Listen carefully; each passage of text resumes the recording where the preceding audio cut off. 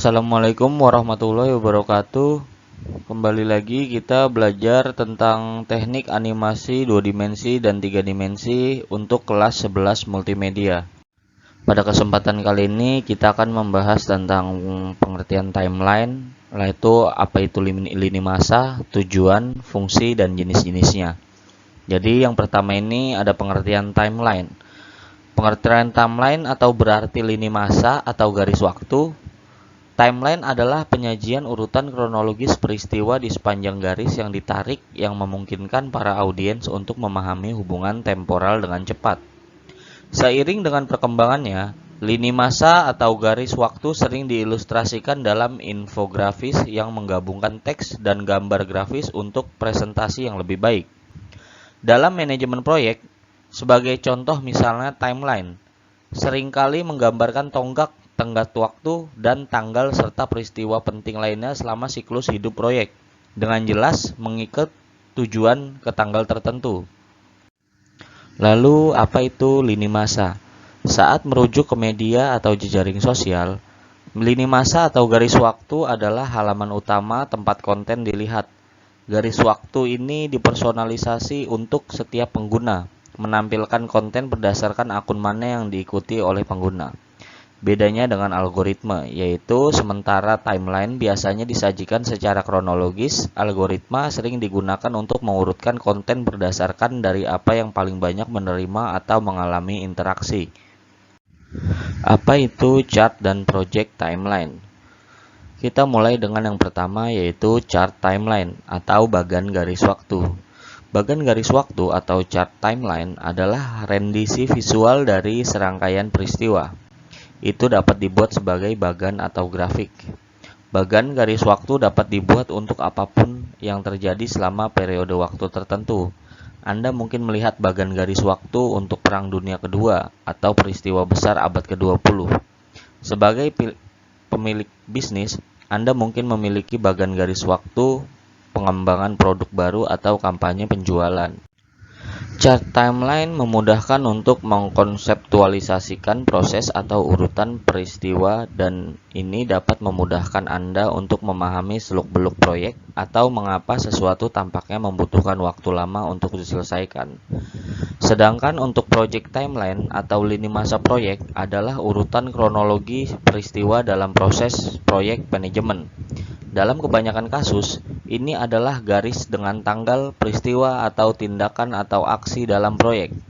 Sangat penting bagi manajer proyek untuk mengembangkan keterampilan untuk membangun garis waktu yang akurat. Project timeline menunjukkan fase apa yang sudah ada di masa lalu, apa yang sedang berlangsung sekarang, dan apa yang seharusnya selesai di masa depan. Dan ini berarti membantu kita untuk tetap berada di jalur proyek. Tujuan dari timeline serta fungsinya. Setelah mengetahui arti dan pengertian dari timeline, agar dapat lebih memahaminya, pastinya kita juga harus mengetahui apa tujuan serta fungsinya secara khusus. Time adalah sebuah catatan penting, namun juga terbilang merupakan hal yang sulit untuk melacak ketika banyak hal terjadi secara bersamaan dan dalam jangka panjang. Jadi secara khusus, tujuan timeline adalah untuk mengatur semuanya dengan visualisasi figuratif dari proses, menyoroti elemen kunci tanpa banyak elaborasi. Jenis dan macam-macam elemen timeline. Di bawah ini adalah beberapa jenis daripada timeline berdasarkan bagan dan diagram yang umum digunakan. A. Ada kronologi timeline.